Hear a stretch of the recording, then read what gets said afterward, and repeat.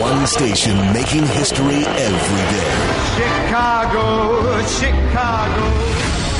Now, John Cass and Lauren Cohn. 89 WLS. John Cass, Lauren Cohn, 89 WLS. Lauren, I have kids. Right. I would not shame them in public like the people that you told me about. I can't believe this actually happened. What do you do if the boys defy you, if they're disrespectful? What have you done as a What parent? have I done in the past? Yeah. Let's see. Is DCFS listening?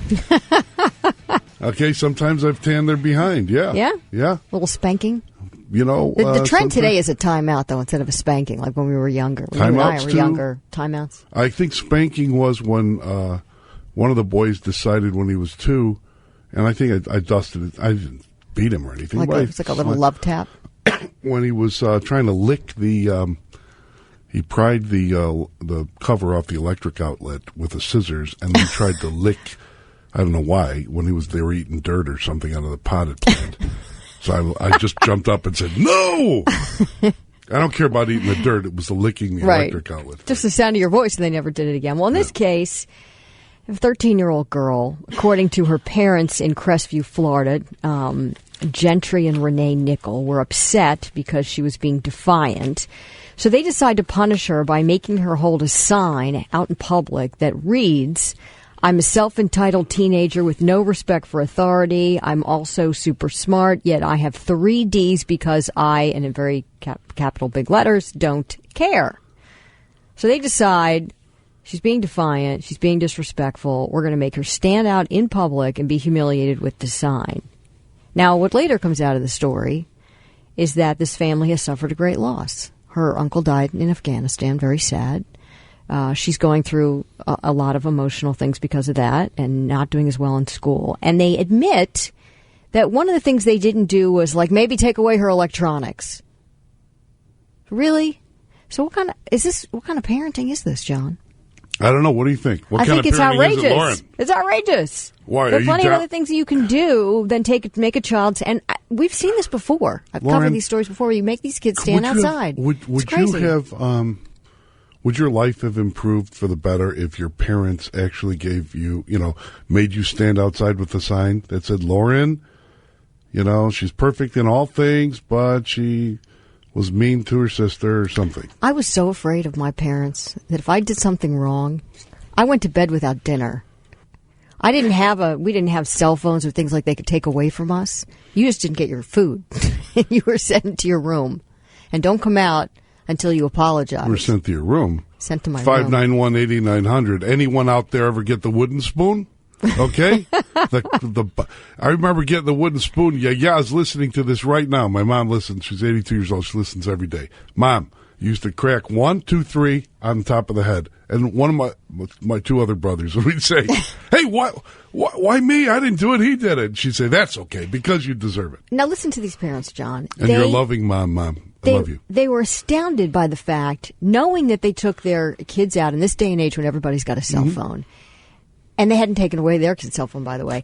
They stick them out in public, the daughter. It doesn't occur to them that someone might take a picture and put this out on social media. So now these parents are so remorseful and feel terrible because they never expected, they said, that this would get out. Come on. Listen, you don't take the cell phone from the kid, but you put them out there knowing that they have... Knowing that the little girl, that they're drones watching, this princess has friends. She probably took her own picture and texted it and put it on Facebook. Mikey, Joliet, tell me what's going on. Be a dad, Mike.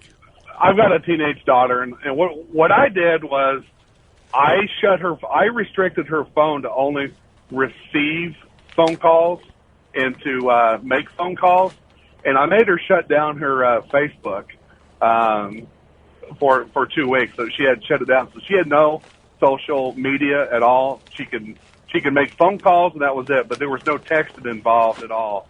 And you would have thought that I like killed her or something. I mean, she was begging after 2 days and wanted me to turn it all back on. And she had a week. She lied to me about where she was at, and she got caught. And now she has GPS on her phone. so I can figure out where she's at any time now. But yeah, that's all you got to do is control the phone, the cell phone, and Facebook, and that'd be a whole lot better than just embarrassing them out in public. Yeah, I mean, we all know. Thanks, Mike. We all know that teens are going to be defiant at some point. They're going to maybe talk back. They're maybe going to something's going on in their life. We don't. But to do that is I think too far. You know what the Kutala is, Lauren? The Kutala. What is the Kutala? The Kutala, Koutala, phonetic spelling for the wooden spoon. Skippy and Streeter. Yeah, I used to get the wooden spoon when I was a kid in the car with my mother. And why was she cooking while she was driving? What? Oh yeah, definitely. So there was a big long wooden spoon, but I got smart. I used to sit behind her, so it was a lot harder for her to hit me. Why would your mom take a wooden spoon in the car? Well, we were unruly. Yeah, but why would she need it in the car? Well, we had a Suburban, so it was a lot harder for her to, give us a good adjustment, I guess you could call it. Thanks a lot. She didn't want to take her eyes off the road. I'd say wooden spoon this girl or take away her cell phone. But how do you humiliate her but leave her, let her keep her cell phone? What? Really? Then you're just making her a star princess then. You're like, be a star, honey. I don't know. That goes to the ridiculous files today. It's Friday. Terry in Chicago. Hi, John. I just wanted to tell you, I forget how old I was, but my mom chased me with the wooden spoon into my bedroom. I jumped on my bed, and I was in the corner, and I put my arm up, and she cracked me, on my arm, and the wooden spoon busted in half, and we just busted out laughing. It was hilarious. The wooden spoon can't hurt because it's not like it's made of oak. It's not a wooden hockey stick. It's a little wooden spoon. You stir black-eyed peas and potatoes and celery. It was a spatula, right? It was the little rubber spatula. It wasn't that's a wood different. spoon. Don't even go there. Thanks, Terry. Okay. Thanks, Terry. So, I don't know. I think I would put, if my kids did something that terrible, like get D's, are you listening, boys? No, they're not. They're in school. I would be very upset. But I don't think I would put their business out on the street. No. Right? But I would take the phones away. Or, you can't go out. You're grounded. You can't go hang with your friends. You got to straighten No soccer. Right. How about no video games, no car? And like my mother, you're going to eat liver and onions for a week. Liver and onions is good. Oh, between that and meatloaf, it was a lot of... Stop with you're bringing vegan back? If your mom cooked liver and onions... Maybe that's why I'm vegan, John, because she made so much meatloaf when I was growing up. She probably cooked liver and onions for 10 hours in the frying pan. No wonder it's no good. John Cass, Lauren Cohn, spank your kids or take their phones away or whatever you want to do. 89 WLS. Back, traffic and first on the fives with Ryan Burrow. John Cass, Lauren Cohn, what about these parents that put their kid out with a sign, my little princess got 3 Ds, and she's being rude, so we're putting her out here so that everybody can watch her.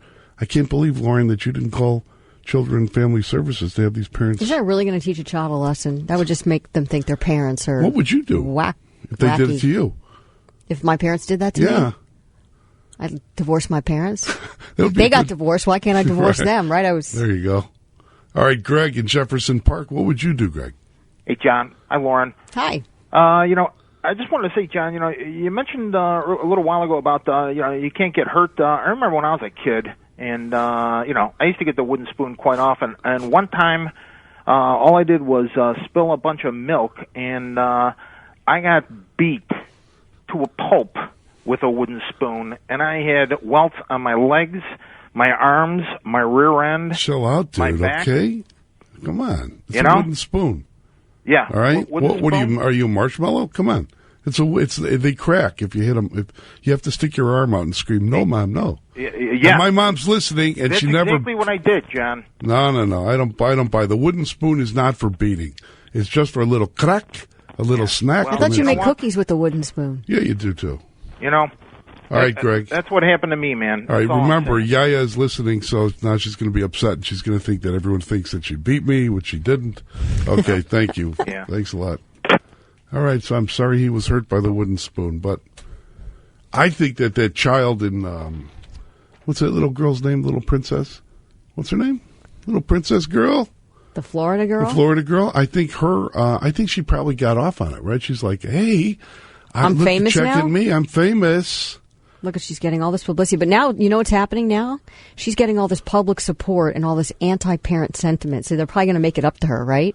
They're probably going to take her out to dinner. Oh, they're going to buy her a new iPhone. They're going to buy her a pony now. They're going to buy her a pony. She's got Daddy and Mommy wrapped around her fingers.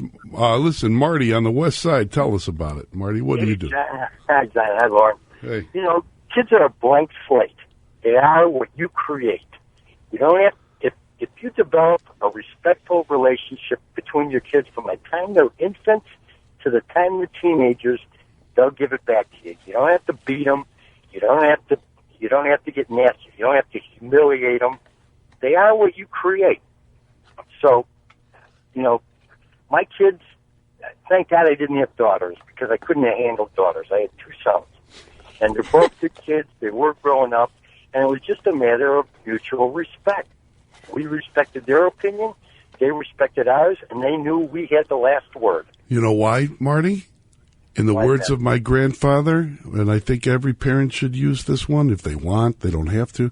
But you don't have to use the Greek accent. But the way my papu used to say, I produce you, you don't produce me.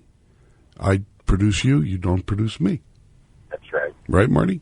Very good. Okay, buddy. Thanks. You bet. Let's see. Mark in the Loop. What did you do? Did you put your kids out on the street with a sign? This works for any parent out there that has kids in sports, especially on the travel side. Both my kids play travel. She plays softball. He plays baseball. 100 kids try out every year. 11 make it. I tell them this. You tell your coach that you can't make practice or a game. I'm not telling them. You tell them the reason why. That you would not believe how that snaps them out of anything. I would believe it. It's a good one. Oh, especially the girl coaches, because on the softball end, those are like they're intense, and they don't want to hear that.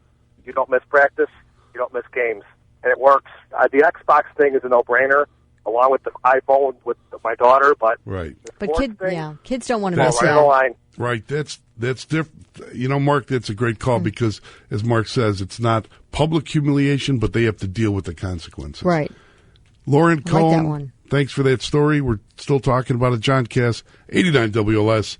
We're back after this. 89 WLS. Whether it happens.